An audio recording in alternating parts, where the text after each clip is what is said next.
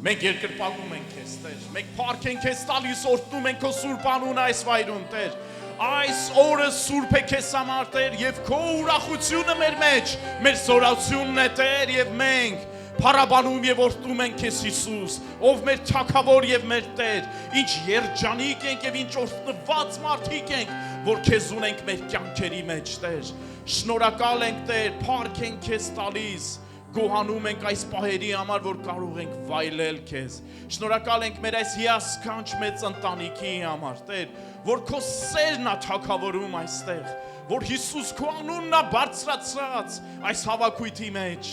Խոնարհվում ենք քո առջև, Տեր, ողջ փառքը քեզ ենք տալիս։ Օ, հալելույա, հալելույա։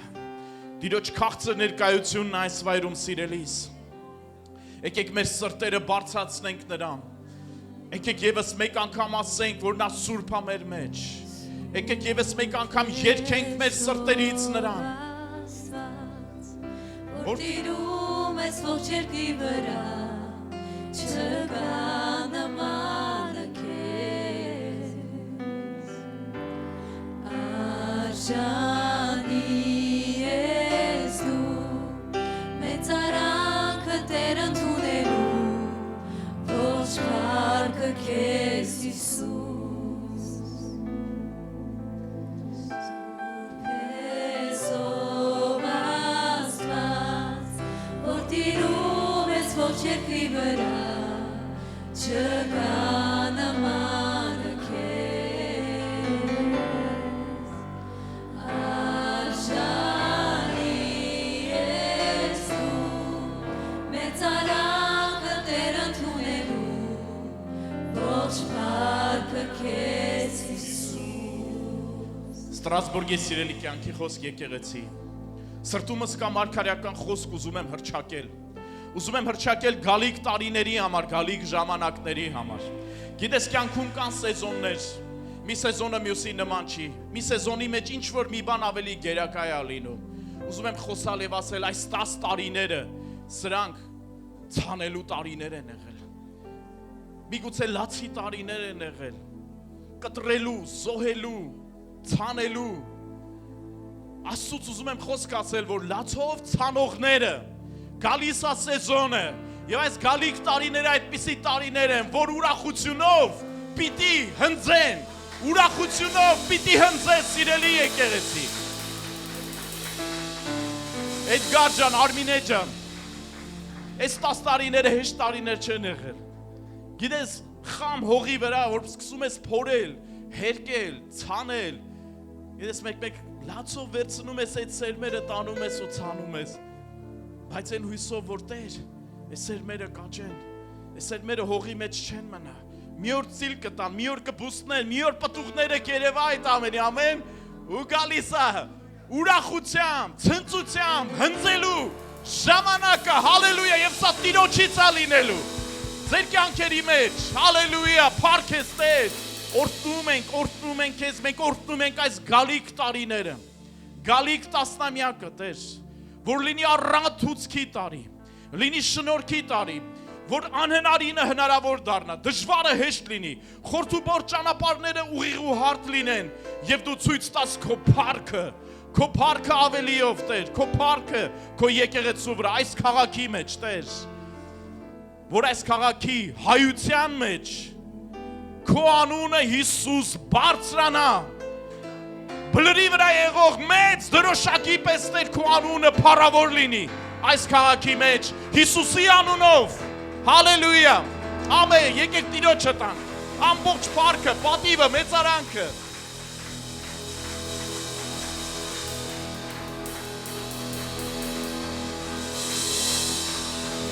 Եկեք մի անգամ էլ ասենք, որ Տիրոջ անունը սուրբ։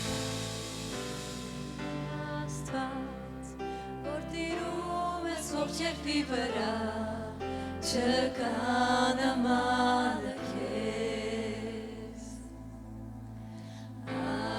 Արժանի ես դու մեծ արանքը Տեր ընդունելու ոչ փառքը քեզ Հիսուս Սուրբ ես ով Աստված որ տիրում ես ողջ երկրի վրա չկա նման քեզ Արժանի ես դու մեծ արանքը Տեր ընդունելու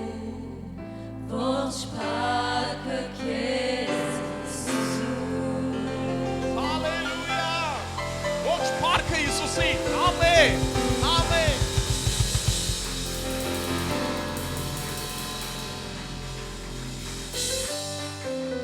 Ամեն, փառք Աստծուն սիրելիներս։ Կարող եք նստել Տիրոջ ներկայության մեջ։ Շնորհակալություն մեր փառաբանության խմբին, նրանք շատ գեղեցիկ են, հիասքանչել։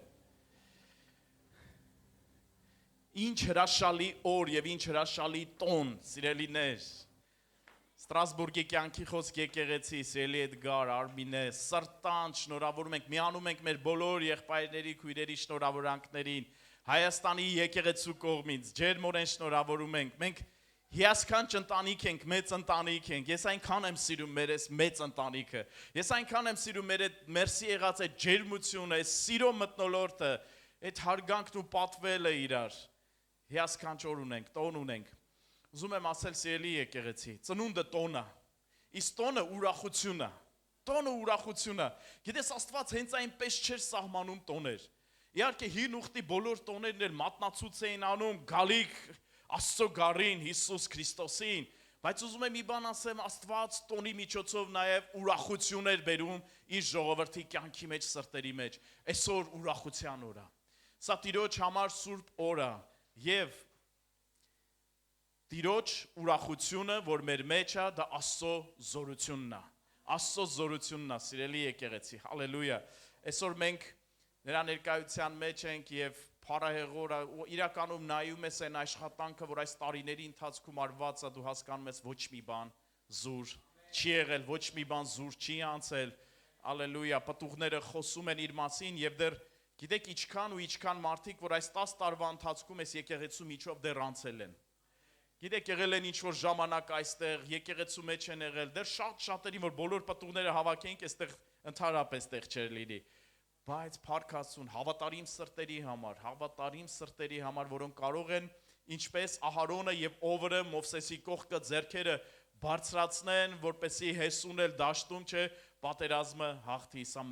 մեծ թիմային աշխատանք է սիրելիներս, հալելույա, յուրաքանչյուրը Աստծո համար շատ թանկ եք։ Իհարկե ես հիշում եմ, այստեղ որ շնորհավորանքներ էին լինում, երբ որ Էդգարն ու Արմինեն կիսվում էին, ինչպես եղավ, ես էլ հիշում եմ մեր առաջին հանդիպումը Էդգարի հետ, ինչպես ծանոթացանք, հիշում եմ հետո Հայաստան կոնֆերանսին գալը, եւ հետո շատ լավ հիշում եմ, երբ որ մենք Հասմիկի հետ եկանք այստեղ 24 թվականի դեկտեմբերն էր, 24 թվականի դեկտեմբերի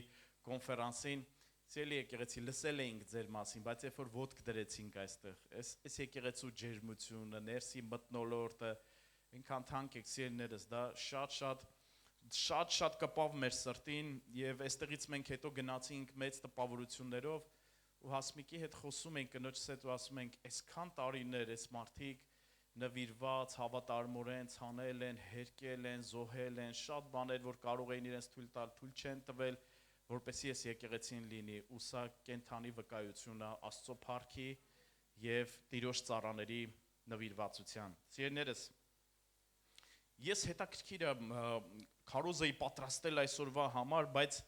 ուղղակի հենց այստեղ նստած Տերը ասեց, գիտես, ես ուզում եմ խոսած մի հատ ուրիշ խոսք, որ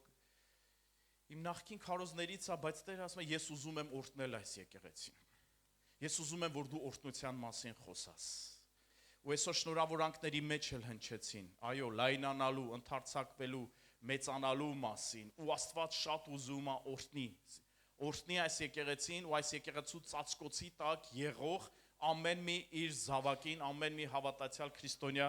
մարդու, որովհետև այս եկեղեցու վրա գերբնական ձևով դրսևորվելու է Տիրոջ օրհնության զորությունը, շատանալու, լայնանալու եւ մեծանալու օրհնությունը։ Ամեն, այստեղ Հովիվ Էմիլը մեր թանկագին ավակ եղբայրը խոսեց նաեւ Եսայա մարգարեությունից վրանները լայնացնելու մասին։ Ես կգամ դրան, բայց նախ եւ առաջ ուզում եմ ասել, որ Աստված սիրելիներս գործ է անում սերունդների մեջ։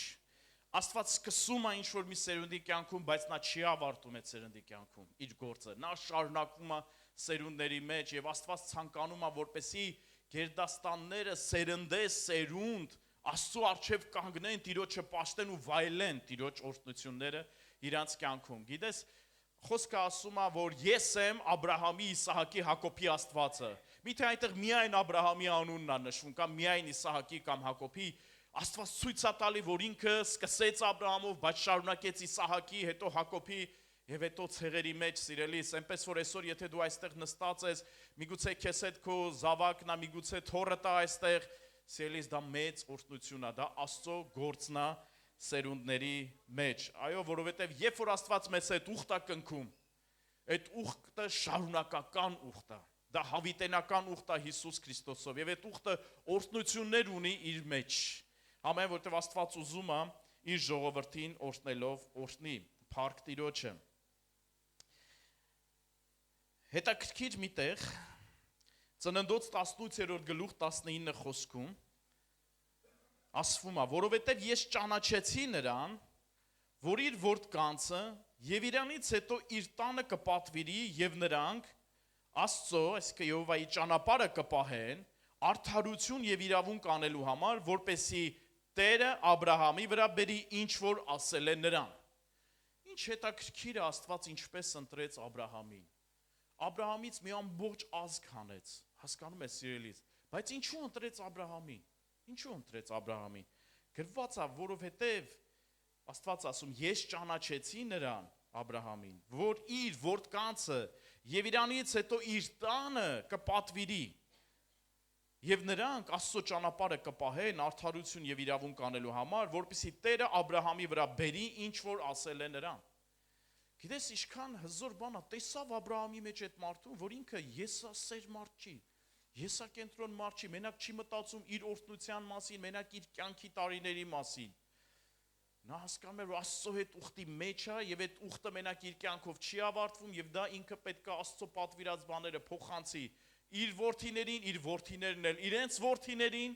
ամեն եւ Աստծո համար դա շատ կարեւոր էր։ Սիրելիս, մենք մեծ միսիա ենք իրականացնում։ Աստծո գործը մեծ է Ստրասբուրգում։ Սերնդե սերունդ։ Գիտես, երբ որ դու 10 տարի է անցել, մտածում ես, ասում ես սերունդների մեջ գործ, այդքան երկար գնալու է այդ ամեն ինչը, թանկագիներս Աստված երբեք կարճ գործ չի բռնում։ Նա երկար դիստանցիա է տանում, թանկագիներս։ Գիտեք, օրերից մի օր առիթ ունեցանք Քյոլն քաղաքում տեսնելու, մտնելու Քյոլնի մայր տաճարը։ Գիտեք, դա ահռելի մեծ վեհաշուկ տաճար է։ Ասում են Եվրոպայում ոնց որ երկրորդն է իր մեծությամբ Սուրբ Պետրոսի տաճարից հետո։ Եվ գիտեք, երբ որ մենք մտանք այնտեղ, նայում ես ամեն ինչը գեղեցիկ, վեհաշուկ, ու ես իմացա, որ 700 տարի այդ եկեղեցին կառուցվում է, 700 տարի։ Ու դեռ շարունակվում է, դեռ աշխատանքներ կա, որ շարունակական դեռ արվում են այդ տաճարի վրա։ Ու գիտեք, մի անգամից նայեցի, տեսա այն հիմքերի մեծ քարերը, որ դրված են այդ տաճարի հիմքում։ Ու միտքս եկան, գիտեք ովքեր։ Միտքս եկան այդ տաճարի ճարտարապետը, միտքս եկան այդ նախագծողները, այդ շինարարական խումբը առաջին, որ գիտեք մենակ հողն է, ու նախագծում են մի հատ տաճար, որ իրանք էլ հասկանում էին, որ այդ գործը այնքան մեծ է, որ իրանք սերնդի օրոք դա չի ավարտվելու։ Չգիտեմ պատկերացնում էին, թե չէ որ պիտի մի 700 տարի դա կառուցվի, բայց որ հասկանում էին, որ դա մեծ գործ է, իրանք չեն լինելու ավարտողները, իրանք սկսողներն են լինելու, բայց դա մեծանալու է, գնալու է։ Ու ես sense պատկերացրեցի, ասեցի, ինչ օրհնված մարդիկ, որ կարային այդ առաջին քարը դնել ֆունդամենտի մեջ, հասկանալով իրանք չեն վերջինը լինելու, վերջին քարը դնողը, բայց իրանք սկսեցին։ Ուզում եմ ասել, սիրներս, Աստված սերունդների մեջ գործ է անում։ Այսօր մենք պատասխանատվություն ունենք։ Այն ինչ որ Աստծուց կա մեր կյանքում, այն ինչ որ այսօր կառուցում ենք, դա փոխանցենք որդիներին։ Որդիներն էլ իրանց որդիներին, ամեն որ մեր Աստծո անունը փառավորված լինի այս ազգերի մեջ։ Ես հավատում եմ, որ մեր ազգը քահանայական ազգ է։ Ես հավատում եմ, որ հայ ազգը կանչված է ազգերի մեջ քահանայություն անելու։ Երեմիա 51:27 այսօր դրա մասին էլ խոսվեց, դա նույնպես իրականություն է այսօր, սիրելիներս, ու պատահական չի, տարբեր ազգերի մեջ նայում ես, հայերը եկեղեցի են բարձրացնում, ավետարան են քարոզում ու փառք տուր Աստծուն, որ դրա մի մասնիկն ես դու։ Ամեն, հալելույա։ Գիտես, Աստծո մի մարդու համար եմ ուզում ասել, Ջոնաթան Էդվարդս անունով։ 18-րդ դարում Ամերիկայում առաջին մեծ արթնության ալիքի ժամանակ ինքը մի քանի որ կարող ես նշել հզոր դեմքեր, որ այդ ժամանակ Միացյալ Նահանգներում գործել են, մեկը Ջոնաթան Էդվարդսն է, ամենամեծ եկեղեցիներից մեկի հովիվը, նա ուներ մի քարոզ, որը կոչվում էր մարդիկ բարկացած Աստծո ձեռքերում, բայց դա վախենալու քարոզ չէր, ավելի շատ ապաշխարության տանող քարոզ էր։ Գիտեք, ասում եմ, երբ որ նա քարոզում էր այդ քարոզը, մի քանի կիլոմետր շարավղով Աստծո հոգին իջնում էր եւ մարդիկ ամեն մեկը իր դաշտում, իր գործին մեկ էլ ապաշխարություն էր գալիս մարդկանց վրա։ Եվ Նյու Յորքի գիտնականները հետազոտություն են արել Ջոնաթան Էդվարդսի եւ նրա կնոջ Սարայի սերունդների հետ կապված։ Ուսումնասիրել են մինչև 1900 թվականը նրա սերնդաբանությունը։ Ու գիտեք 1295 հետնորդների մեջ, 1295 հետնորդների մեջ, չէ, 1394 ոչ մեկ աթեիստ չեղել։ Բոլորը եղել են հավատացյալ քրիստոնյա աստվածապաշտ մարդիկ։ Գիտեք, մեկ մարդիկ վախենում են անեծքից, ասում են՝ «Վայ, անեծքը»։ Սիրելիս, Աստծո օրհնությունը դու գիտես ինչ զորություն ունի։ Աստծո օրհնությունը անեծքնել է քանդում, Աստծո օրհնությունը սերնդե-սերունդ թափա հավաքում, փոխանցվում է մի սերնդից մյուսին, այո, որովհետև Տիրոջ վերաբերյալ ասում է, որ նա իր ողորմությունը մինչև 1000 ազգ է պահում։ Այդ 1000 ազգը տենց ուղակի տենց ածված, այդ նշանակում է վերջ չկա, այդքան ինքը պահում է իր ողորմությունը, օրհնությունը, ու պատկերացնում ես, ամուսիններով 11 զավակ են ունենում, այդ 11 զավակից մինչև 1900 թիվը, այսպես որ նայենք, 1394 հետնորդներ, ու նրանց մեջ բոլորը, անկախ իրանց պրոֆեսիայից, բոլորը եղել են աստվածապաշտ մարդիկ։ 1295-ը եղել են քոլեջների շրջանավարտներ, 13-ը եղել են տարբեր համալսարանների քոլեջների ռեկտորներ, 65-ը եղել են համալսարանների դասախոսներ, 60-ը եղել են շատ հայտնի բժիշկներ, 100-ը եղել են հոգևոր ծառայողներ եւ աստվածաբաններ, 75-ը եղել են Միացյալ Նահանգների բանակի եւ նավատորմի սպաներ, 60-ը եղել են հայտնի գրողներ, 100-ը եղել են հայտնի իրավաբաններ, 30-ը դատավորներ, 80-ը եղել են Միացյալ Նահանգների պետական համակարգի տարբեր պաշտոններ զբաղեցնող անձինք, որոնցից 3-ը սենատորներ, 1-ը Միացյալ Նահանգների փոխնախագահ եւ բազում ձեռնարկատերեր, գործարարներ։ Ընդ որում ասում են, որ 19-րդ դարի վերջում Միացյալ Նահանգներում չկար քիչ թե շատ խոշոր որևէ ձեռնարկություն, բիզնես, որի ղեկավար կազմի մեջ չլիներ Ջոնաթան եւ Սարա Էդվարդսների հետնորդներից որևէ մեկը։ Հիմա կասես, սա ի՞նչն է արել այս մարդկանց։ Ես այսօր խոսում եմ Աստծո օրհնության մասին, սիրելիս, որը գնում է սերնդե-սերունդ, որը իր մեջ ունի Տիրոջ օծությունը, Տիրոջ զորությունը, բարձրացնելու ամեն մի սերնդին Տիրոջ համար, որ Աստծո երեսի առջև կանգնող մարդիկ լինեն։ Ամեն Տիրոջ առջև վարվող, Տիրոջ առջև քայլող, Աստծուն ծառայող մարդիկ լինեն։ Դուք նկատեցիք նրանք բոլորը չէ, որ հովիվներ էին, ավետարանիչներ էին կամ եկեղեցու ուսուցիչներ։ Այո, մի մասը այդպիսի մարդիկ էին, բայց մյուս մասն էլ ամենատարբեր մասնագիտությունների տեր մարդիկ էին, բայց որոնք իրանց մեջ կրում էին Աստծո օրհնությունը, որոնք աստվածապաշտ էին եւ ավետարանի ազդեցությունն էին բերում իրանց ոլորտներում, փոխում էին իրանց ազգը, փոխում էին իրանց երկիրը։ Հալելույա։ Ես հավատացած եմ Աստծո օրհնության այսպիսի զորությանը, որը փոխում է սերունդները։ Ամեն։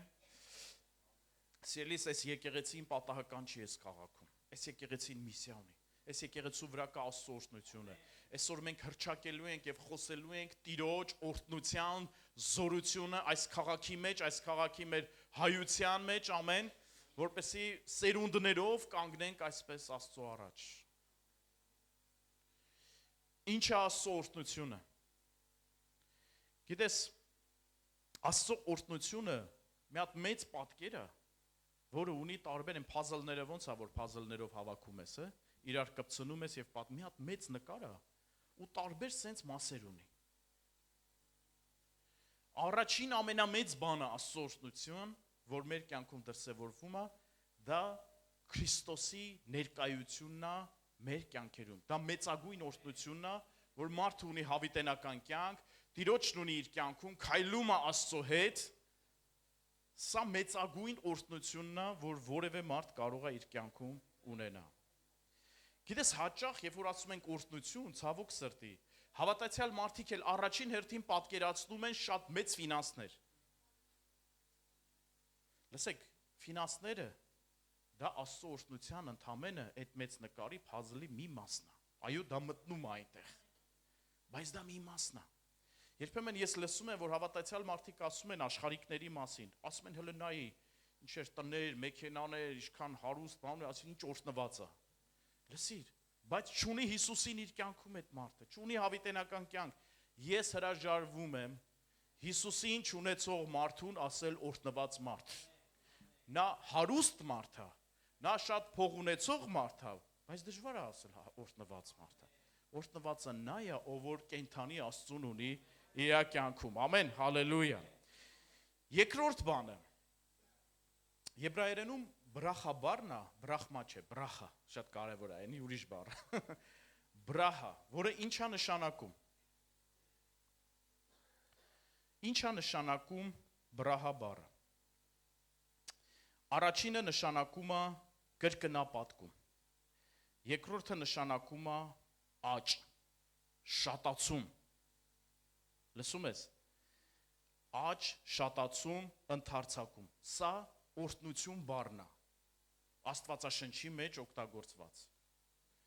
Երբ որ Աստված ասում է ես քեզ օրհնում եմ, Տիրոջ օրհնությունն է գալիս քո վրա, դա նշանակում է, որ Աստված ասում է ես ուզում եմ դու աճես, շատանաս, տարածվես, լայնանաս։ Վաու։ Սիրելի եկեղեցի, դու պատրաստ ես դրան, որ Աստծո օրհնությունը քեզ շատացնի, աճ տա, կրկնապատկի, ավելացնի, տարածվես ու լայնանաս։ Ամեն, հալելույա։ Երրորդը ինչ է նշանակում օրհնություն բառը Աստվածաշնչում։ Երրորդ նշանակում է երջանկություն, երանություն, հաջողություն, պարգև։ Վաու։ Եվս երրորդ բանը, ասացինք առաջինը հավիտենական կյանք, փրկություն, Քրիստոսի ներկայությունը մեր կյանքում, երկրորդը, որ աճ, կրկնապատկում, ընդարձակում, երրորդը նշանակում է երջանկություն, երանություն, հաջողություն, պարգև։ Այսինքն Աստված, երբ որ ասում է ես օրհնում եմ քեզ,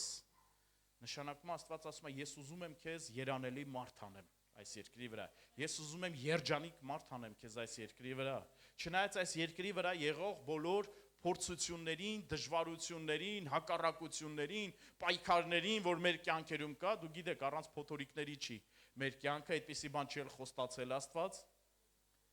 Ինչ որ Աստված չի խոստացել, պետք չի իրան վերագրել։ Բայց այդ ամեն ինչի մեջ Աստված ասում է ես ուզում եմ քեզ օրհնյալ մարդ անեմ, երանելի, երջանիկ եւ մեկում որ կնայենք, ասեն հաջողակ մարդ է այս երկրի վրա։ Չորրորդը ինչա նշանակում Աստծո օրհնություն։ Աստծո օրհնությունը ինչա բերում գործողությունը նրա։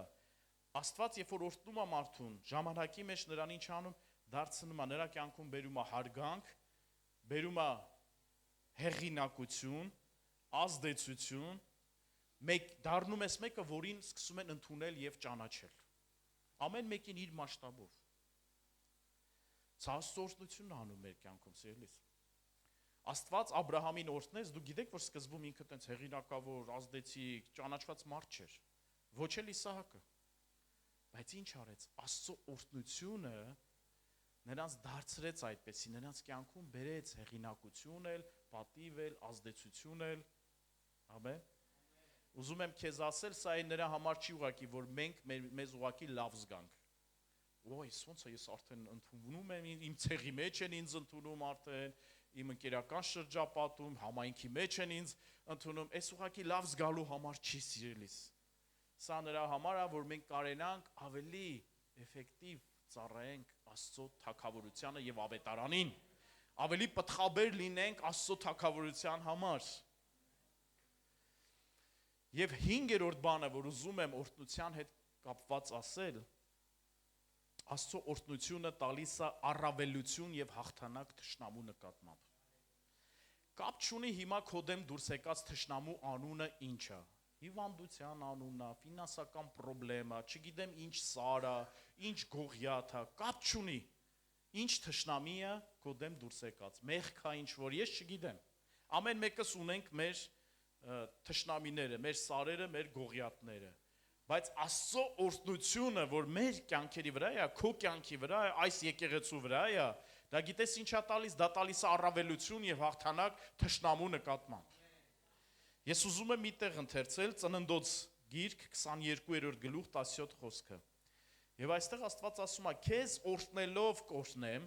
եւ քո սերունդը երկնքի աստղերի եւ ծովեզերքում լինող ավազի պես շատացնելով կշատացնեմ»։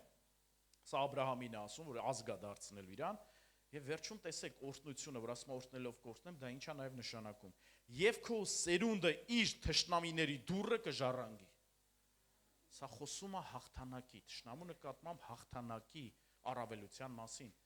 Մեր ամենասիրելի սաղմոսներից մեկը 23 սաղմոսը, որ բարի հովիվի մասին է, ինչ է ասում իտեղ, եւ ասում է, որ Տերը քո առջև սեղան է պատրաստում քո թշնամիների դիմաց։ Ինչա սեղանը, սիրելի, սեղանը դա հաղթանակն է։ Դա առավելությունն է, որ Աստված քեզ տալիս է քո թշնամու նկատմամբ եւ կապ չունի սատանան կամ դիվային աշխարհը ինչքան է խառնված քո դեմ, ինչ գործիքներ է ուղղում քո դեմ։ Կարևորը գիտես որն է, որ Քրիստոս եւ նրա օրհնությունը քո կյանքի վրա է եւ դա քեզ տալիս է հաղթանակ ժառանգելու թշնամու դուռը, սիրելիս։ Որ ասում է թշնամու դիմաց, այդ գիտես որն է, թշնամիտ ամոթահար մի անկյունում կանգնած, նայում է քո սեղանին, նայում է քո հաղթանակին, նայում է Տիրոջ օրհնությանը քո կյանքում, հասկացար, ու ընդունում է իր պարտությունը, ու գնում է քո կյանքից, Հալելույա։ Սիրելիս, ինչ եմ ուզում ասել։ Աստծո կամքն է, որ դու լինես օրհնված։ Աստծո կամքն է, որ դու լինես նաև օրհնություն ուրիշների համար։ Ինչու՞։ Որովհետև այդ բրահա բառը եբրայերենում, որ նայում ես, մի հատ բան է խորհրդանշում։ Դա խորհրդանշում է ջրամբար, ջրով լցված ջրամբար, որտեղ լցվում են ջրեր եւ որտեղից հոսում են ջրեր։ Վау, պատկերացնում եք Աստվածաշնչյան հոգևոր ընկալումը օրհնության վերաբերյալ, որ դա պարզապես լճացած մի հատ լիճ չի, ջրամբար չի, որտեղ որ ջրերը արդեն տիղմանում են, տիղմոտում են, դա հոսող ջրեր են այդտեղ։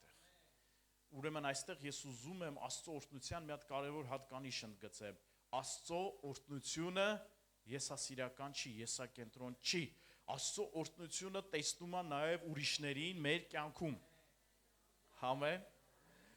Այդ ուրակի նման չի, բանի նման չի, էլի սղոցի, միայն քեզ, միայն ինձ օրհնությունը։ Սղոցի նման պիտի լինի, մեկ դեպի քեզ, մեկ դեպի ինձ։ Ուրեմն Աստծո օրհնությունը դա ջրամբար է հոսող։ Եվ Աստված, սրա իմաստը նաև որ նա է, որ Աստված ուզում է ինձ ու քեզ ոչ միայն օրհնի, այլ ուզում է մեզ օրհնություն դարձնի շատերի համար։ Եվ գիտես դրա մեջ ուրախություն, երջանկություն կա, ուրախություն կա, երբ որ դու կարողանում ես օրհնություն լինել ուրիշների համար։ Գիտես ամեն ինչով, այն օծությամբ, որ քո վրա կա, այն պարգևներով, որ քո կյանքում ունես, քո աղոթքով, քո ֆինանսով, հազար ու մի բանով, որ Աստված քեզ կարող է դարձնել օրհնություն մեկ ուրիշի համար։ Հետևաբար, երբ որ մենք իրար ասում ենք Տերը օրհնի քեզ, դա ոչ թե պարզապես ողջույնի եւ հրաժեշտի ընդունված կրոնական ձև է, սիրելիներս,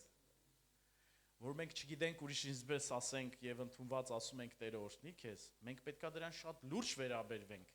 Ինչ ենք հրճակում մարդու կյանքում եւ դու էլ լուրջ ընդունի այն, ինչ որ ասվում է քո կյանքում, օրհնության հետ կապված։ Ամեն։ Դրա համար երբ որ ասում է Տերը օրհնի քեզ, մենք պետք է հասկանանք, որ դրանով մենք մարդու կյանքի վրա ենք կանչում Տիրոջ ողորմությունը, Աստծո շնորհքը, նրա բարիքները, Տիրոջ օգնությունը, ու այն ամեն մնացած բաները, այն որ ընդարձակվի, շատացիր, լցվի, երջանիկ եղիր, հաջողակ եղիր, ամեն, երանելի մարդ եղիր, Տերը թող օրհնի քեզ, ամեն, հալելույա։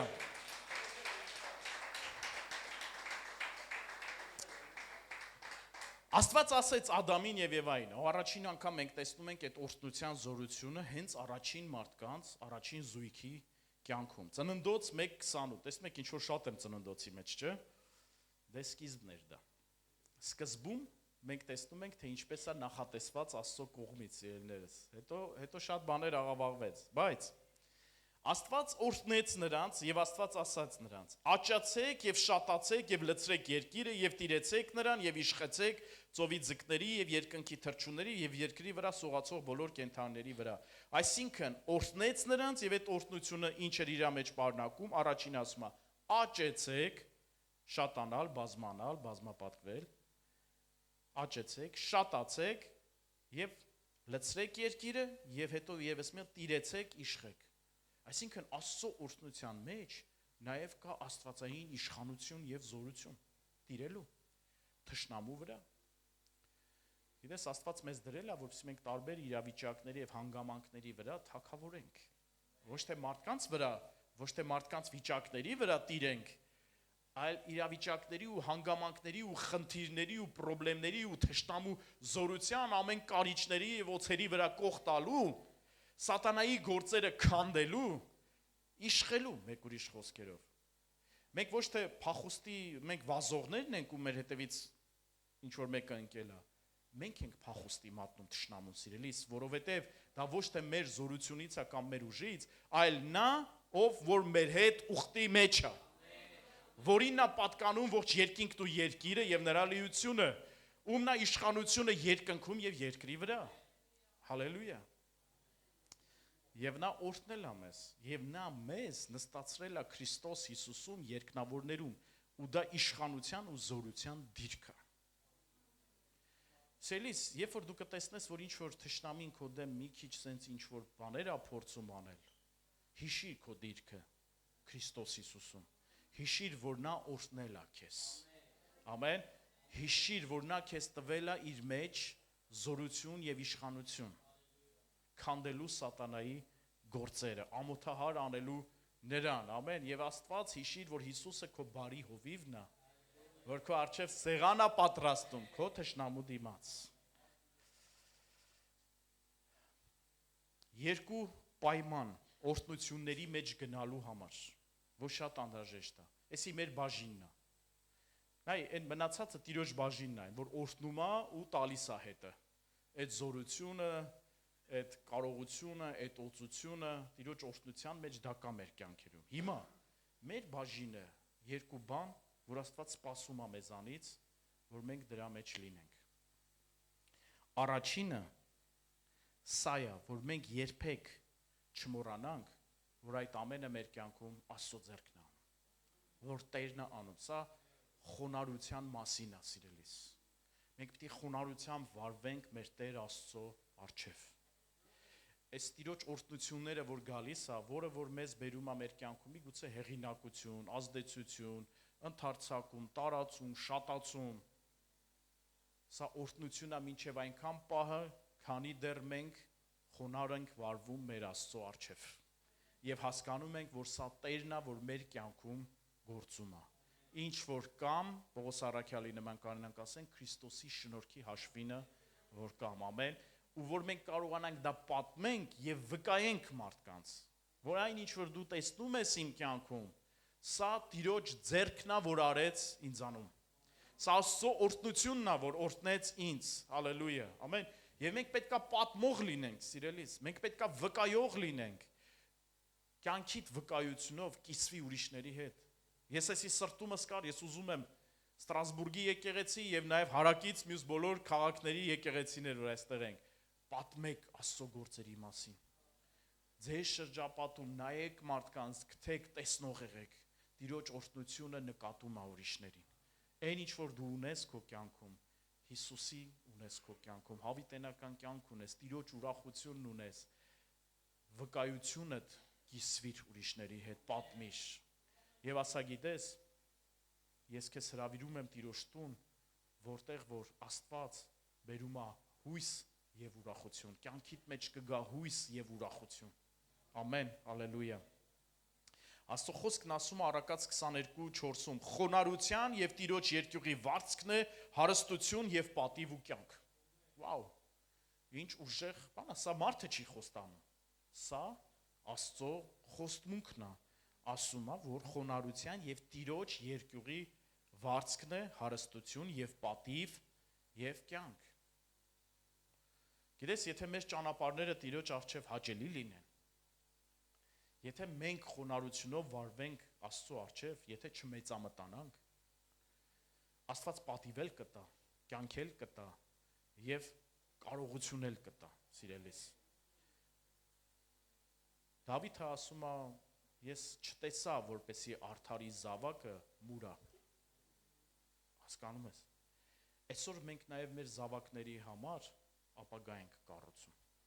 Հաջորդ եկող սերնդի համար ճանապարհ ենք պատրաստում։ Գիտես, արջևից գնացողի համար մի քիչ ավելի դժվար է։ Դու ճանապարհ ես հարթում։ Հետևից եկողի խնդիրները ուրիշ է լինելու։ Գայթակղություններին դիմանալն է լինելու։ Առատության մեջ, ավելի լավ ճանապարհների մեջ, լայն ճանապարհների մեջ, բայց մենք ինչ ենք, մենք ուզում ենք Աստծո օրհնությունը ժառանգություն թողնենք, փոխանցենք մեր սերունդներին։ Եվ երկրորդ բանը, սիրելիս, այս խոնարհություն, որ ասում ենք, չէ, գիտես ինչի մեջ է դրսևորվում, այնքան եմ սիրում մեր հովիվ Արտուրի խոսքերից մեկը, ինքը շատ տարիներ առաջ է դա ասել, բայց մխրճվել է սրտիս մեջ, ու իմ համար միշտ sense հիշողություն է որպես հուշարձանի քարի պես է ոնց որ միշտ նայես ու հիշես։ Ասում էր, լսի, գիտես խոնարհությունը որն է, որ եթե նույնիսկ քո միջոցով մեռելը հարություն առնի, գնա նստի քո տնային խմբակը եւ ավակիդ լսի։ Հասկանում ես, որ նա խոնարհությունը, որովհետև երբ որ քո միջոցով աղոթես ու մեռելը հարություն առնի, հետի ոնց որ մտածում ես իմ աստղային ժամն է արդեն մեռելը հարություն առնում իմ միջոցով, արդեն բոլոր հովիվները, առաքյալները, մարգարեները պետք է գան իմ սեմինարներին։ Եվ ես սովորացնեմ ինչպես է պետք մեռելներին հարություն տալ։ Սիրելիս, ուզում եմ քեզ ասել, Տիրոջ օրհնությունը ինչքան քո կյանքում դրսևորվի, ինչքան մեծանաս, լայնանաս, ինչքան Աստծո փառքը կյանքումդ դրսևորվի, խոնարհ վարվիր քո Աստծո առաջ։ Ամեն։ Շարունակաբար կօրհնես եւ Աստված քո կողմից կլինի։ Շարունակաբար։ Ամեն։ Եվ հաջորդը, որ ուզում եմ ուրեմն միտեղ ընթերցել, որը որ այսօր արդեն խոսվեց, Էմիլ եղբայրը դրա մասին արդեն ասեց, Եսայա 54-րդ գլուխ 2-ից 3 խոսքերը ես կընթերցեմ։ Երկրորդ բանը, որ մեզ անհրաժեշտ է օրհնությունների մեջ քայլելու, դա հավատքի հնազանդությունն է։ Չեմ ասում միայն հավատ կամ չեմ ասում միայն հնազանդություն, ասում եմ հավատքի հնազանդություն։ Սա գիտես որնա, որ երբ որ Աստված խոսում է քո կյանքում, դու պիտի դրան հավատաս եւ դու պիտի այդ հավատքի համաձայն հնազանդվես եւ քայլանես։ Ոչ թե լսես ու ասես, «Վայ, ես ինչ լավ բան Տերը ասեց քո կյանքում»։ Ոչ։ Երբ որ նոր էի ապաշխարել, դե շատ երիտասարդ էի, 18 տարեկան, ու գիտեք, այդ ժամանակ Սուրբ Հոգին յուրահատուկ ձևով սենց գալիս էր աղոթքի ժամանակ, ու ես մի հատ նշան կար, դրանից հասկանում էի, որ Տիրոջ Հոգին սենց ուժեղ գալիս է, այս աչքերիս կոպերը, թարթիչները ուղիղ կրակի մեջ ոնց որ լինեին, վառվում էին։ Ու եթե գիտես ոնց որ այդ պայտակ ես զգացի, այ հիմա Սուրբ Հոգին եկավ։ Ու գիտես մի անգամ նստած էի, ինչ որ գործով էի զբաղված, եւ մեկ էլ տեսնեմ սենց Տիրոջ Հոգին եկավ ինձ վրա, էլի սենց աչքերս, կոպերս, թարթիչներս ոնց որ կրակի մեջ վառվում է, ու ես սենց երանության մեջ սենց վայելում եմ Տիրոջ ներկայացում, ասում եմ Տեր, ես ինչ քաղցր է քո ներկայությունը, մենք էլ ներսիցս զգում եմ, հիմա չեմ եկել որ քեզ լավ զգաս, վեր կաց գնա, բարեխոսի, մեկի համար պետքա բարեխոսես։ Գիտես, դու պետքա զգաս էլի, երբ որ Աստծուց խոսք կա գալի ինչ-որ։ Ու մեկ է Տեր ուզում ա մի բան անես, անպայման հավատքի հնազանդություն ունեցի։ Անպայման հնազանդություն ունեցի եւ դա արա։ Հիմա եք սրա հետ կապված կարդանք Եսայա 54-րդ գլուխը։ Ասում է, ում է ասում, ասում է ամուլ կնոջը։ Մի կնոջը, ով որ չի կարողանում երեխաներ ունենալ։ Եվ նրանք ապրում են վրանում։ Վրանը գիտեք, դա բնակարանն է։ Այսօր մենք կասեին բնակարան, այն ժամանակ վրանը, որովհետև բնակարանը այն ժամանակ այդպիսի տեսք ուներ։ Քարի շենքեր չէին, էլի։ Սովորաբար։ Եվ Աստված մարգարեական խոսք ա բերում, տեսիլք ա բերում այս կնոջ կյանքում։ Մի բան, որին պետքա հավատաս լսի։ Կա չէ մի բան, որ քեզանից մեծ ա դա, քո ուժերից վեր ա։ Երբ որ քեզ ասում են մի բան, որ լրիվ քո ուժերի մեջ ա, քեզ հավատալ պետք չի դրան։ Դու այդ կարողությունը ունես, անում ես եւ վերջ։ Բայց երբ որ Աստծուց գալիս ա մի հատ խոստմունք, մի հատ տեսիլք, որը քեզանից մեծ ա, քո ուժերից այն կողմ ա, դու պիտի հավատաս դրան եւ պիտի հնազանդվես։ Առաջին քայլը պիտի անես, որ Հորդանանի ջրերը կանգնեն։ Առաջին քայլը պիտի անես, որպեսզի կարմիր ծովը ճեղքվի եւ դու կարենաս անցնես։ Ու պատկերացնում ես Աստված հիմա այստեղ խոսում է այդ ամուլ կնոջ հետ եւ ասում է. լայնացրու քո վրանի տեղը եւ թող քո բնակարանի վարակույրները տարածվեն։ Մի խնայիր երկարացրու չվաններդ եւ ցիցերդ պնդացրու, որովհետեւ դու պիտի աճ ու ձախ տարածվես եւ քո սերունդը պիտի ժառանգի ազգերին եւ ավերակացած քաղաքները շենացնելու են։ Սիրելիս, ես ուզում եմ մենք պատկերացնենք ում էր ասում Աստված այս խոսքերը։ Մի կնոջ, ով հարմարվել է արդեն փոքր բնակարանին։ Ամուսնու հետ լավ տեղավորվել են այդ բնակարանում։ Հասկանում ես, քանի որ հասկանում են, որ երեխաներ չի լինելու իրանց ընտանիքում, իրանք չեն էլ մտածում մեծ տան մասին։ Պատկերացրու հիմա մի հատ ընտանիք, որ իրանք երկուսով են, ունեն մեկ սենյականոց կամ երկու սենյականոց բնակարան եւ երեխաներ չունեն, իրանք չեն մտածում, հասկանում ես, այդ տարածքը իրանց հերիքացնում է, այդ տունը իրանց լավ է։ Իրանք չեն մտածում մեծ բնակարանի մասին։ Բայց հիմա պատկերացրու բազմազավակ ընտանիք, որտեղ կան 6-7 երեխա, այդ ընտանիքի հայրն էլ, մայրն էլ, գիտեք ինչի, երազանք ունեն, որ մի օր մեծ տուն ունենան, ամեն մեկը իր սենյակը, իր անկյուն ունենա այդ տանը։ Սա արդեն ճոխություն չի, սա անհրաժեշտություն է, սա երազանք է, սա չգիտեմ ինչ է, սա հասկանում ես։ Ու հիմա Աստված ասում է ամուլ կնոջը. լսի, դու ոչ թե մի երեխա ես ունենալու, դու շատ երեխաներ ես ունենալու, բայց մինչև այդ ինչ եմ ուզում, ուզում եմ, որ հավատաս խոստմունքին եւ գնաս վրանից սահմանները լայնացնես ու վարվես այնպես, կարծես թե դու արդեն բազմազավակ ընտանիքի մայր ես։ Գիտես, երբ որ դու մեկ երեխա էլ դեռ չես կարողանում ունենալ, սա շատ դժվար է վարվել այնպես, որ կարծես թե բազմազավակ ընտանիքի մայր ես կամ հայր ես։ Բայց Աստված այստեղ քաջալերում է, ասում է ես եմ քեզ խոստանում, գնա եւ արա։ Սիրելիս, այսօր ուզում եմ մենք աղոթք ենք անելու, այսօր սրտումս կա, որ մենք աղոթք անենք հովիվներով, այստեղ յուրաքանչյուրիդ համար, աղոթելու ենք եւ օրհնություն ենք կանչելու ձեր կյանքում, մենք կանչելու ենք Տիրոջ անունը եւ Տիրոջ արյունը ձեր կյանքում, որպեսզի ձեր կյանքերի մեջից ամեն հակառակություն, թշնամու ամեն գործիք փշրված լինի, որպեսզի թշնամին ամոթահար լինի եւ խայտառակ լինի ձեր կյանքում, բայց Տերը սեղան պատրաստի ձեր առջև։ Լսում ես, սիրելիս։ Այսօր աղոթելու ենք այդպիսի բաների համար։ Այսօր աղոթելու ենք, որ Տերը սերունդներով օրհնի քեզ ու քո հաջորդ սերունդներին։ Այսօր մենք օրհնություն ենք հռչակելու, մասնավորապես հենց Ստրասբուրգի կյանքի խոսք եկեղեցու վրա, որ ինքը լայնանա, տարածվի իր վրանները, այսօր խոսք գնաց, այո, որ ունենա նաև իր տունը, իր շենքը, ամեն, որտեղ կմտնեք տան Տիրոջ իրավունքով, որտեղ ժամերը դուք կորոշեք, որ ժամին ինչ եք անելու, որ օրը ինչ եք անելու, ամեն, հալելույա, փառք Տիրոջը, ես կխնդրեմ, մեր եղբորը եթե կարող է գալ այստեղ նվագելու, եկ։ Սիրելիս, վերադառնում եմ Աստծո օրհնությանը։ Աստծո օրհնությունը լայնացնում է, շատացնում է, աճ է տալիս։ Աստծո օրհնությունը մարդուն դարձնում է երջանիկ, երանելի եւ հաջողակ։ Աստծո օրհնությունը մարդու կյանքում բերում է հեղինակություն, պատիվ, ազդեցություն։ Աստծո օրհնությունը սեղանա պատրաստում հաղթանակ եւ առավելություն է տալիս մեր թշնամիների դիմաց։ Ամեն, հալելույա։ Եվ Աստծո օրհնությունը եսասիրական չի, այն տեսնում է ուրիշներին մեր շրջապատում։ Լսի այն ամեն բարիքները, որ քո կյանքում դու ունես, վկայություն սար, քո կյանքի վկայությունը սարքիր եւ կիսվիր մարդկանց հետ։ Գնա մարդկանց, այցելիր, տես, վկայիր եւ կանչիր։ Մինչեւ որ եկեղեցի կկանչես մարդուն, նախ դու գնա իր մոտ եւ վկայիր ինչա արել կենթանի Աստված քո կյանքում։ Ու երբ որ նա կլսի Աստծո վկայությունը, քո վկայությունը, նրան կանչիր Տիրոջ տուն եւ ասա. գնանք այն տունը, որտեղ Աստված ունի հույս, ուրախություն եւ ապագա քեզ համար։ Հալելույա։ Եկեք ոտքի կանգնենք։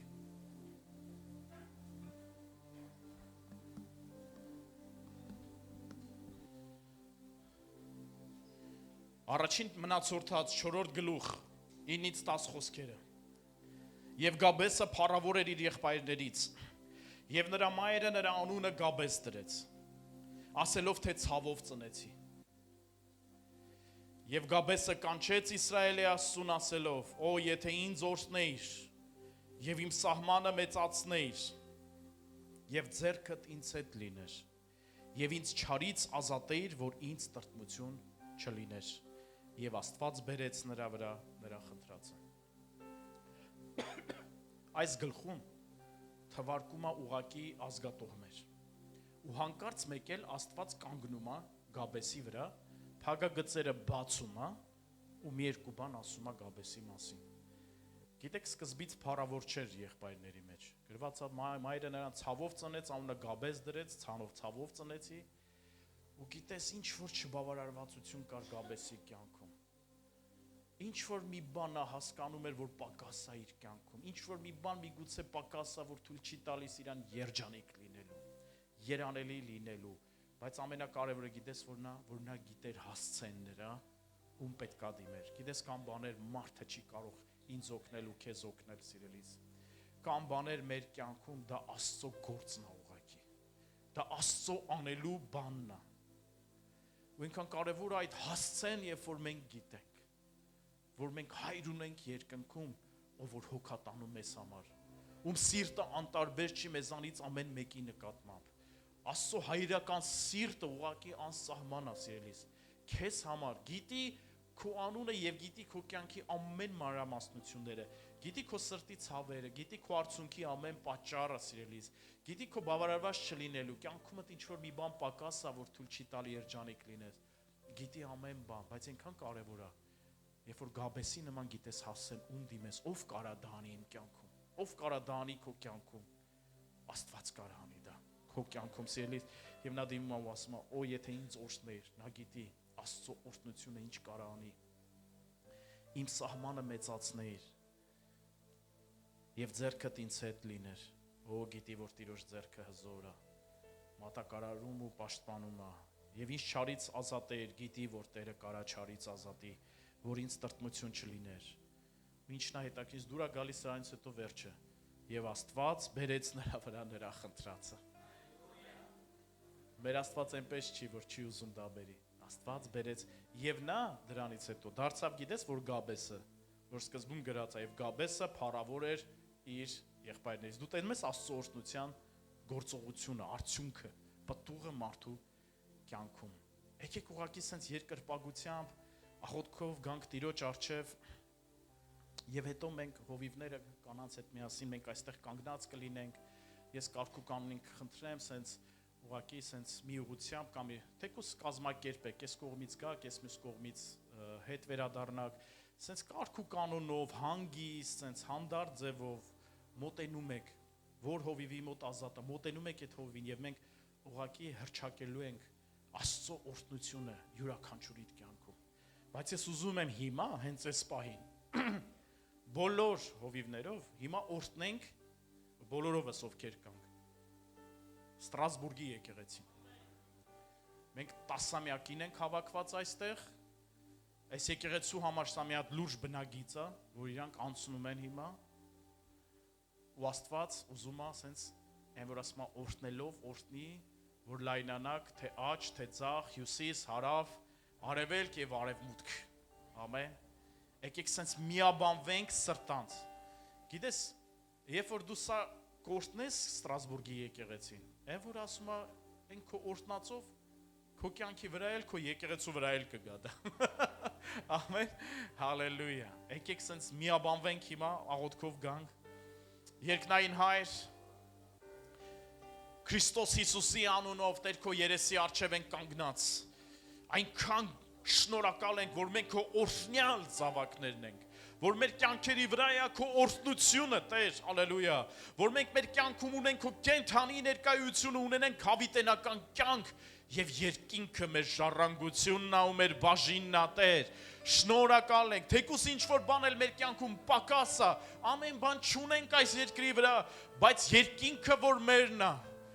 Մենակ այն որ մենք քեզ ունենք մեր կյանքերում, մենք օրհնված եւ օրհնված, երանելի ու երջանիկ մարդիկ ենք Տեր այս երկրում։ Շնորհակալ ենք այս պատվի համար, այս օրհնության համար, Տեր։ Եվ մենք հիմա միաբանված քո օրհնությունն ենք հրճակում Ստրասբուրգի կյանքի խոսք եկեղեցու վրա, հալելույա։ Մենք ասում ենք եկեղեցի եղիր օրհնված Տիրոջ անունով, հալելույա, շատացիր, աճիր, լայնացիր, մեծացիր Հիսուսի անունով, հալելույա։ Քո վրանի վարակույրները տարածիր եւ տեղ պատրաստիր նոր հունցքի համար, որովհետեւ այնինչ որ արտասուքով ցանել եք, ցնծությունով պիտի հնձեք, հալելույա։ Մենք օրհնում ենք եկեղեցին, որ դու պատիվ դնես եկեղեցու ուսերի վրա, Տեր, տաս ազդեցություն, ճանաչվածություն, հեղինակություն, Տեր, որպես քո մարմինը այս քաղաքի մեջ, հալելույա։ Մենք օրհնում ենք Ստրասբուրգի եկեղեցին, Տեր, որ դու սեղան պատրաստես այս եկեղեցու առջև իր թշնամիների դիմաց, ամեն չարախոսողների, թշնամու ուղված գործիքը նրանց դեմ հաջողություն պիտի չունենա եւ ամեն չարախոսող բերան պիտի փակվի Հիսուսի անունով։ Շալալամա սանտոլորոմենիա, լեբրոքո սանտոլիերենդե մեսայա, լեբրոքո սանտոլորոմենայա, շալալամա սենտերերեգեսիա, օլի բրեկեսեյա, ազատագրիր աղոթքը սիրելիս, թող Սուրբ Հոգու գետերը հոսեն այստեղ, շենդա կարամա սանտոլորոմենայա, լեբրոքո սանտոլիմենեգեսիա, լեբրոքո սանտոլորոմեհայա, շեյլա բակարամասեյա, L'ombre che setelremenaya. Oh hallelujah. Այս եկեղեցու ծածկոցի տակ եղող ամեն մարդու վրա մենք խոսում ենք կյանք եւ էլ ավելին։ Մենք խոսում ենք Տիրոջ օրհնությունը, հալելույա։ Աստծո բժշկարար զորությունը, Աստծո կյանք տվող խոսքը եւ նրա զորությունը, հալելույա։ Oh hallelujah, Տեր։ Holy Brekesaya. Ամեն գողիաթ, ամեն սար, որ դուրս է եկած Աստծո ժողովրդի դեմ, Աստծո մարդկանց դեմ, այստեղ գտնվող յուրաքանչյուր մարդու կյանքում, յուրաքանչյուր գողիաթին, ասում ենք, ով ես դու սար, ով ես դու գողիաթ, Տիրոջ ծառայի դեմ, ընդամենը մի դաշտ ես, ընդամենը մի դաշտ ես Հիսուսի անունով, սարերը կխոնարհվեն Հիսուսի անունով շքելերը մահայը։ Oh, lebrekeseteremeneya. Ամեն հիվանդություն, ամեն տեսակի ֆինանսական խնդիրներ, ամեն տեսակի դիվային հարցակում, այստեղ գտնվող ամեն Աստծո մարդու կյանքում որ կա, մենք խոսում ենք Քրիստոսի անունով եւ ասում ենք. եղիր պարտված Հիսուսի անունով, Աստծո փառքը թող գա յուրաքանչյուրի կյանքի մեջ։ Հալելույա, հալելույա, փառք ես Տեր։ Ես խնդրեմ հովիվներին, կանանց հետ միասին, խնդրում եմ, եկեք առջև, կանգնեք։ Հալելույա։ Սիրելի ժողովուրդ, այս ամբողջ աղոթքի ընթացքում ուղղակի ձեռք ենք դնելու, Տիրոջ օրհնությունն ենք խոսալու։ Մի խնդրանք ունեմ բոլորին, ովքեր որ դահլիճում են։ Չենք խոսում իրար հետ։ Ես գիտեմ այնտեղ թարգմանություն կա, որ անում են, բայց իրար հետ չենք խոսում։ Ուշադրություն ուրիշտեղ չենք անում։ Մտքիդ մեջ հոգսերիցդ հետ արի, հիմա է լուծվում քո հոգսը, սիրելիս։ Հիմա է Աստծո հաղթանակի պահը իմ ու քո կյանքում։ Ուղղակի եղիր աղոթքի մեջ, երկրպագության մեջ։ Հալելույա։ Ու սենց հերթով մեկ-մեկ գանք ու վերցնենք մեր օրհնությունը։ Հալելույա։ Այստեղ կգնա երկրպագությունը։